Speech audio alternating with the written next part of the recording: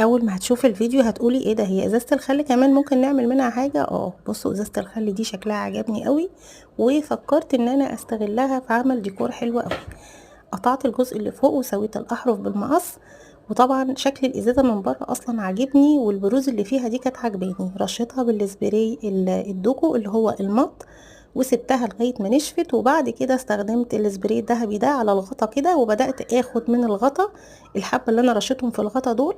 هبدأ اعمل رتوش ذهبي هتظهر كل الرسمة اللي على الازازة من فوق، ودي الرسمة اصلا ان انا لفتت نظري في الازازة.